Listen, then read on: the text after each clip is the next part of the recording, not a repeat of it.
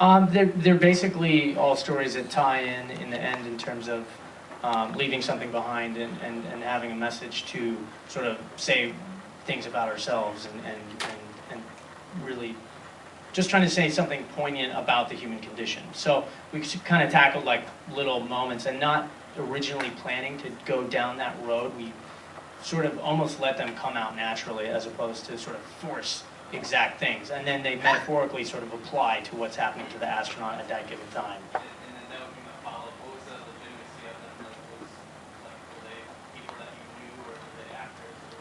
Or? They were all people that I knew, yeah. So in the, you mean legitimacy in the story, like how they work into the story, or do you mean just... Do you have someone that's actually in like what seems to be post-traumatic stress disorder or terminal illness? Yeah, that he really is a vet from Afghanistan, or actually from Iraq. So,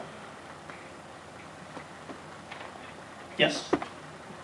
Yeah, you and Vlad. Yeah, I've got a few questions actually. First for Will, what kind of stuff was the space station made out of? I mean, as far as like I saw a lot of what appeared to be maybe household items, like as far as the lighting and the switches and all that kind of stuff. I mean, can you share a little bit more about the types of things you used on the set? Pizza bags, coffee cans, Christmas lights, fluorescents. We dropped a lot of fluorescents. We broke a lot of fluorescents. All the wiring came from junkyards. That was a bad move. There's an actual reason that you have to invest in like quality wiring, and it's expensive, so you don't burn things up and start fires. So I was like, oh my god, wiring's so expensive. I'm not going to spend that kind of money on a spool of wire. So I just find some old hack stuff, and that was not a good idea.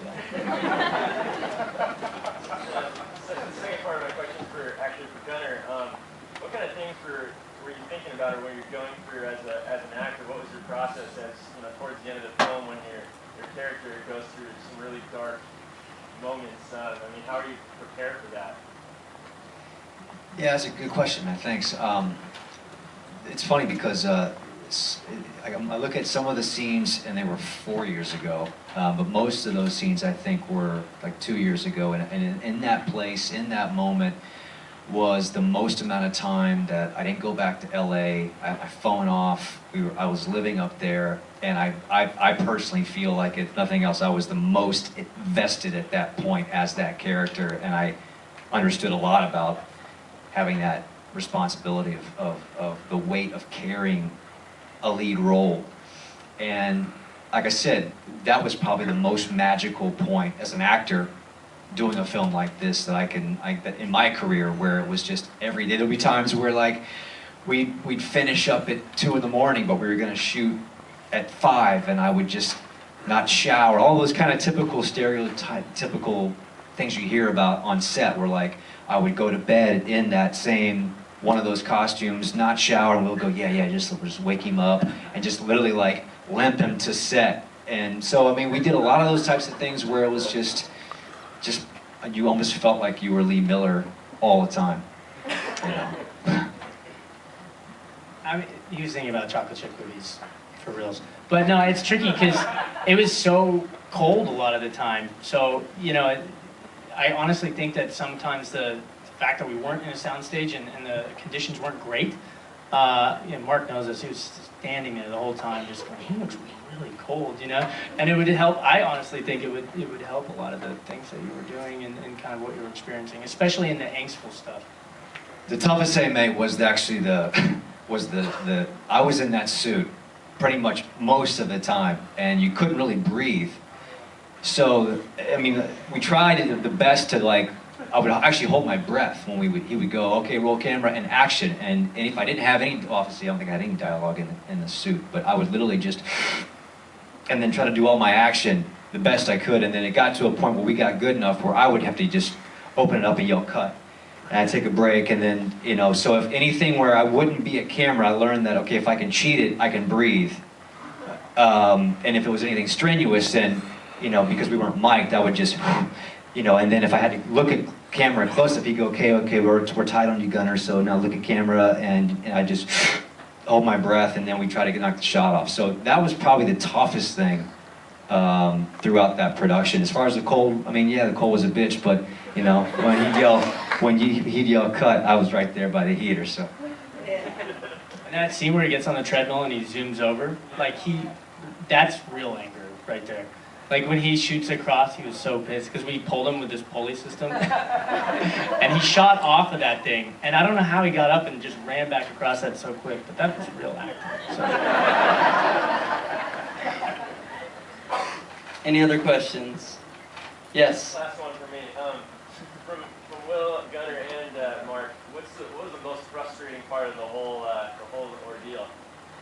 For me, is no doubt about it, waking up and hearing rain. Because I would spend the rest of the night outside with like my Patagonia on, just thinking like, how is this even remotely part of making a movie? So, that was so horrible.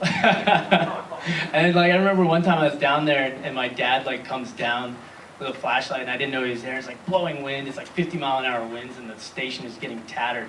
And I just turn around and there he is with a flashlight. He's like, "You need help?" And I'm just like scared the crud out of me. So, anyways, great, wonderful family who supported me the whole time on this. So, I almost want to just give them a little bit. Super awesome. Everybody. My mom was helping me build cannons. Like, for reals, I have pictures of this. It's like my mom in the driveway building cannons. It's so cool. It's insane. Anyways. Go ahead, Mark. I can't really remember anything that was seriously, personally troubling for me. I think I was just trying to get Will's back whenever I could, and when I was down in San Diego, I was getting I think I was calling him because I was checking the weather, and I knew it was raining up there, and then I'd get these messages from him back, or I'd talk to him and be like, "I've been up all night long, sweeping water off of the space station."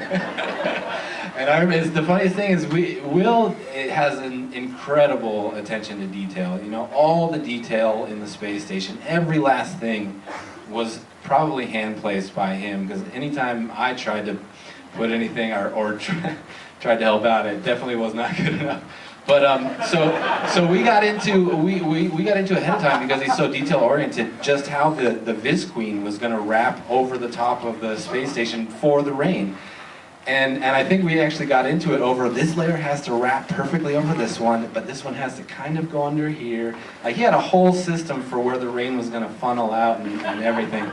I think that it takes a special mind to be able to, you know, not only conceive of something like this and have the kind of mental ability to do the, you know, seeing the shots, directing, also being a wonderful cinematographer. I mean, you guys saw it, those were some beautiful shots.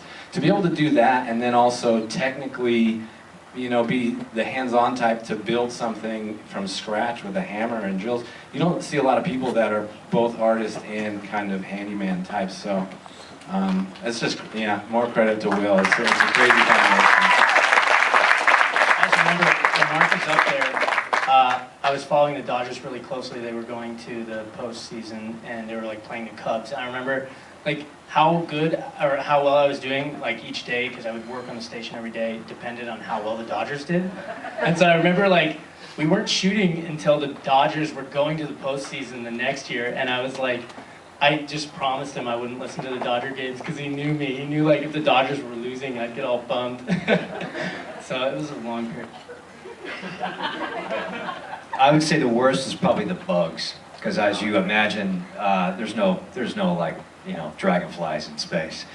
So we would just be getting into it, man. We would like, okay, we're getting into a groove here, and all of a sudden, I hear the vacuum come up because someone's like, okay, we gotta get these dragonflies out of here, man. So they would be going through in the background trying to suck these flies out. Okay, we're good. Okay, and then of course because we're on a ranch and there's like, it's amazing, but there's like, well, donkeys and horses, and you know, if I had any dialogue and I could see him push in and we're finally getting that groove, and I hear, and so and there's like one cow that wouldn't stop, and Lamar, someone's like running out there. What are you gonna do? How do you like calm a cow down, you know, so I can knock out this scene, you know?